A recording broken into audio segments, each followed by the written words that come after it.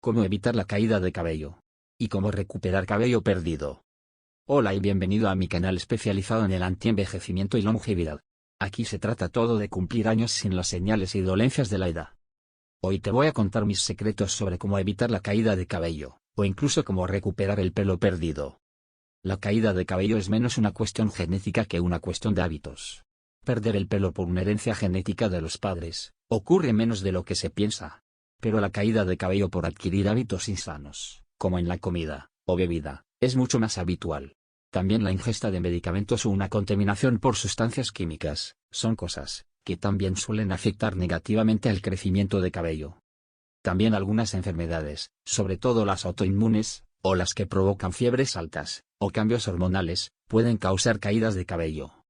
Pero en la mayoría de los casos suele ser por una alimentación incorrecta, por falta de vitaminas y minerales, o también por el consumo de drogas, alcohol, tabaco, la falta de sueño o un exceso de estrés. Así que en este breve video, te voy a contar cómo evitar la caída de cabello, y también te diré cómo recuperar el pelo perdido.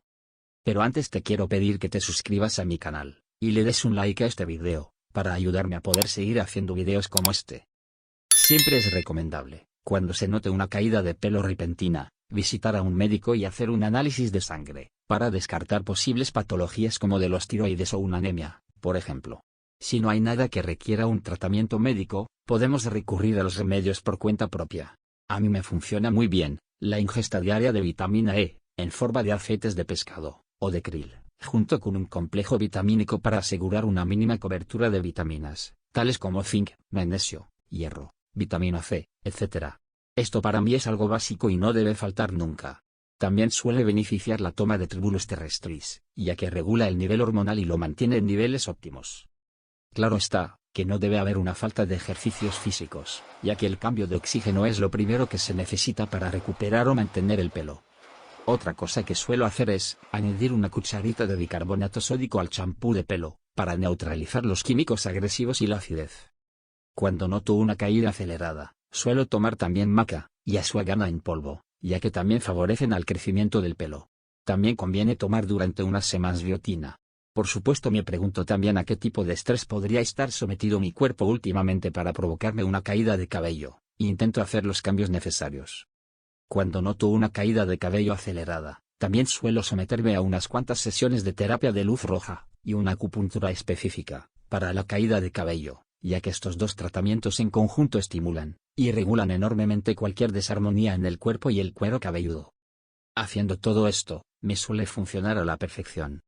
Pero si todo esto no sirviera para nada, y el pelo sigue cayendo, habría que recurrir a remedios más agresivos, contundentes y focalizados. Una muy buena solución es la aplicación tópica de minoxidil en las zonas afectadas, e introducir este líquido con un dermaroller para el pelo, o con microagujas, que provocan miles de pequeños pinchazos.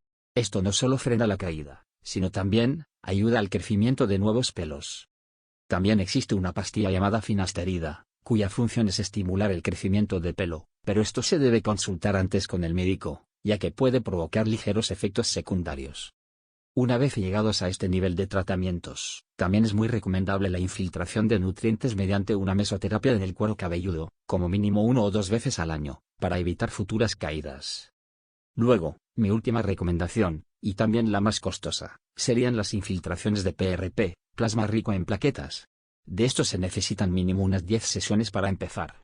Se supone que así se infiltran muchos factores de crecimiento, lo cual estimula mucho el crecimiento de cabello y recupera bastante el cuero cabelludo. La verdad es que este tratamiento ha mostrado resultados excelentes, y se repite cada año si fuese necesario. Si nada de todo esto funciona, ya solo queda plantearse un trasplante de pelo. Hay que tener en cuenta que no todas las personas somos iguales, tampoco tenemos todas las mismas condiciones físicas.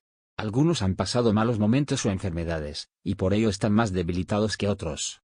Tampoco comemos y bebemos todos lo mismo, hay quien bebe alcohol y come fritos, y por ello la acidez de su cuerpo, y su sudor, son diferentes, y pueden perjudicar al correcto desarrollo de la piel y el pelo, que en comparación con otras personas que se alimentan de forma más sana, y no consumen limonadas, ni alcohol.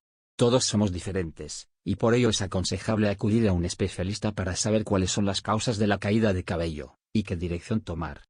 Espero que esta información haya sido útil para ti, y que te suscribas a mi canal, Si aún no lo has hecho ya, comparte este video con tus familiares y amigos si te ha gustado.